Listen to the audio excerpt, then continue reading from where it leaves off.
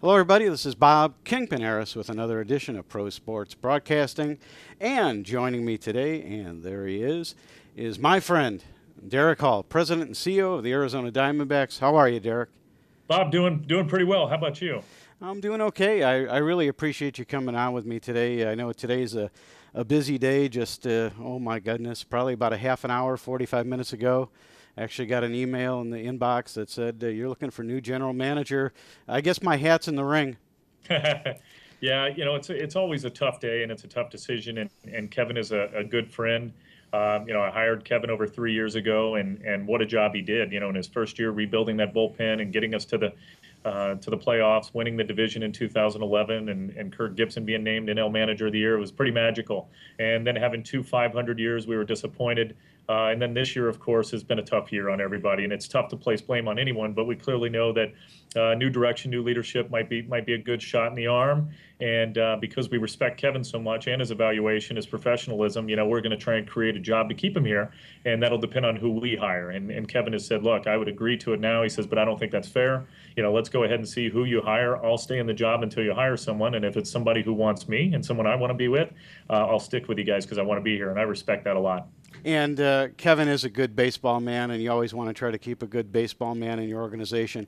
Another good baseball man that you announced, it's 4 months already. It's hard to believe that it's 4 months ago that we were at that press conference. And I don't know if you remember what I said to you, but I whispered in your ear, I said at that time, I think that this was the best move that this organization has ever made. And I truly believe that when you did bring in a Tony La Russa. Yeah, I do remember you saying that, Bob, and I appreciate it. And we've been very happy with Tony. And he's such a smart, analytical guy. He is a great baseball guy. And, when it comes to Tony and his input so far, he's really been in the evaluation phase since he's been here. And the first thing he did was go out to the minor leagues and go to every single minor league affiliate and watch our minor league teams to see what depth we had there before we made decisions at the major league level. And then he spent his time really watching and evaluating Kirk Gibson and Kevin Towers. And when he believed that we needed a new general manager, no knock on Kevin whatsoever, but that we needed a new general manager, the process was one that he wanted to start right away. And he thought that we should have that person in place before the end of the season so that we can really hit the ground running once the season comes to an end. And like any good manager, he evaluated first. And you mentioned that. And I think that was important. He wanted to learn the organization. You just don't come in and make moves just to make moves, right? That's right. That's who he is. He's a very methodical guy. He's a smart man, competitive as can be, but didn't want to be knee-jerk by any means. And he wanted to make sure that he took his time and was effective in his thought process. And I think he has been. And I respect him a lot for taking his time and doing so the way he has. And let's take a look at the team this year. It's disappointing. It was disappointing from the get-go, right? In spring training, we lost probably one of our best pitchers and probably one of the best pitchers in baseball in Corbin. And that was really tough. Bob, terrible news to get, especially with a couple of weeks left in spring training. And then a couple of days after that to learn that in addition to Corbin, that David Hernandez needed surgery as well, Tommy John surgery as well. Then you look at the rest of the injuries that we've had, and, we lost Trumbo for 3 or 4 months. We lost Paul Goldschmidt for the rest of the season. We had lost A.J. Pollock for 3 months. We lost Chris Owings for a couple of months. The injuries, Arroyo, who had never been on the DL, we lost Arroyo. It's in order to win, you've got to make the right personnel decisions, but you have to be healthy and you have to be lucky. And we've been neither of those this year. But now as you see our guys starting to come back, you see Trumbo playing again, A.J. Pollock playing again, you look at CO playing second base with Didi, there's signs of hope. And it also gave others opportunities like Ender Inciarte and David Peralta, who have shown that they can play at this level each and every day.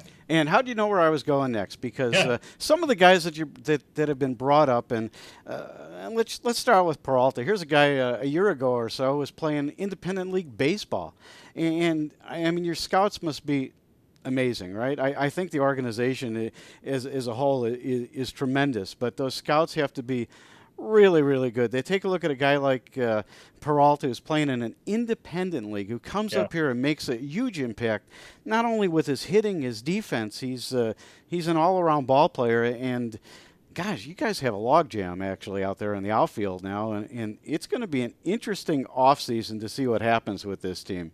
Yeah, it's a great problem to have too, and I'll tell you, Peralta's a remarkable story. Peralta is somebody who was a pitcher coming out of Venezuela, Right. and he had two shoulder surgeries and knew he couldn't pitch again, but he loved baseball so much he told his father he was going to learn how to be a hitter and he was going to be an everyday player. Ends up playing in the independent league, as you say. Our scouts are remarkable, and we have one assigned to the independent leagues. Finds this guy, recommends him to us and to his supervisor, Bill Brick. We take a chance on him. He goes to single A last year and hits over 300. He goes to single A and double A and triple A this year and tears it up. And when Tony La Russa was making his rounds, he saw Peralta and he came back and told me, he says, hey, if we get an opening for this kid, we bring him up. And boy, was he right. And he's showing that he could be and should be considered for Rookie of the Year the way he's played. Oh, absolutely. He's done a great job. I mean, this year you also open up some salary cap during the year, and we'll talk a little bit about that. I mean, Yep. Martin Prado is gone. McCarthy's gone, and Yep. one of our fan favorites, of course, Gerardo, Parra. is gone. But this opens up some dollars, and we know that you started off the season. And correct me if I'm wrong, with probably the highest payroll in the history of this of the team. It was the highest ever. Yeah, we were about 115 million, and sometimes it's money well spent or not well spent. But we're committed to spending money and trying to improve this product on the field. We just need to do it the right way. And Tony and KT and I sat down before the trade deadline and says, okay, what is the most effective process here? And we thought if we could free up somewhere between $8 and $10 million that we can hopefully reinvest next year, be it in starting pitching or another bat. Now was the time to strike. And so with those moves that we made, we were able to do so. It's tough to say goodbye to a player like Gerardo Parra, but Peralta had been up here playing already and showed us that he needed to play every day and could play in right field very effectively. And Dave McKay's been working with him, our coach, on outfield positioning, routing, and said this kid needs to play right field, needs to stay there. So that made him a little expendable, and we were able to save that money during the trade deadline and get pieces back in return. We got a great pitcher and a great outfielder from Milwaukee in that trade for Parra, and then in the McCarthy trade, we ended up with a catcher who's got big time power and projects to hit anywhere from 25 to 30 plus home runs in the big leagues, and we're excited about that because we didn't have as much depth there when it comes to catching. I'm looking forward already, and I hate to say this because I am from Chicago, and we always said when we watch the Cubs, wait till next year. But in this case, we have to wait till next year. It's been just a tough year because of the injuries, I think. And I think if we didn't have these type of injuries, and I say we because I watch the Diamondbacks every day, right? Yeah, I appreciate that we would have been there. And I don't care how much money you throw out on the field. And the Dodgers are an example of that. Now they're the highest paid team, or they have the highest salaries in the league in baseball now. And, a couple injuries here and there, and it really doesn't matter about the money. And, what you have is a tremendous backup farm system down there that when you put your team on the field and you have to bring somebody up, that they can come up and make an immediate impact. It actually does remind me, and I hate to say it because Tony's here now, but it does remind me of the St. Louis Cardinals, where if somebody went down, they could bring somebody up and they made an immediate impact. And I think that's what's going to happen here.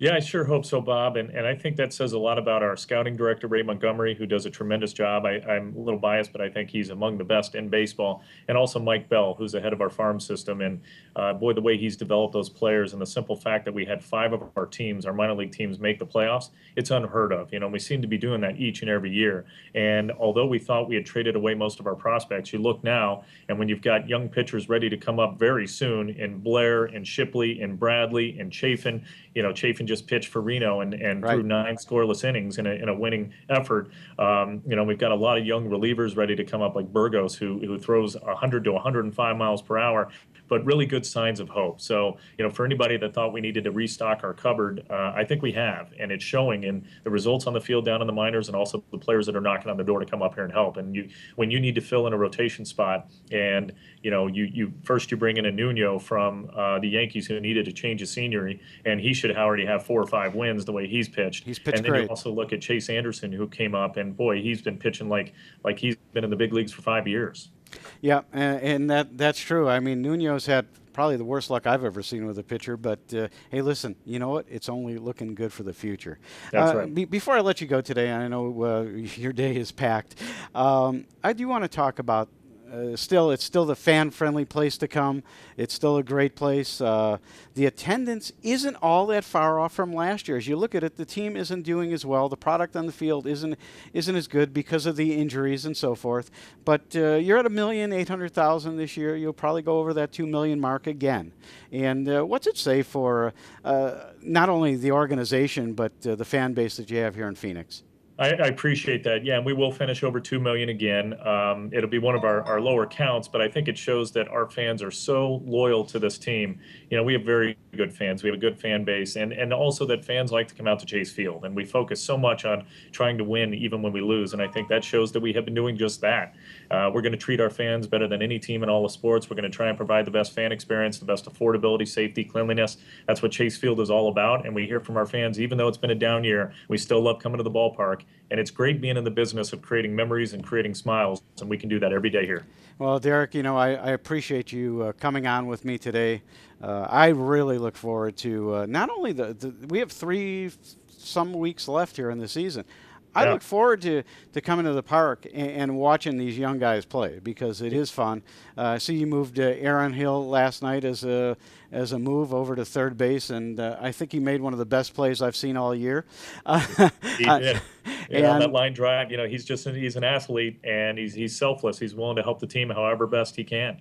Right. And fans, let's get out there and support the Diamondbacks the rest of the way. It's going to be a great year next year. It's going to be a fun off season. And Derrick, again, thanks so much for joining me today. Kingpin, thanks for having me. Love being on your show. Take care.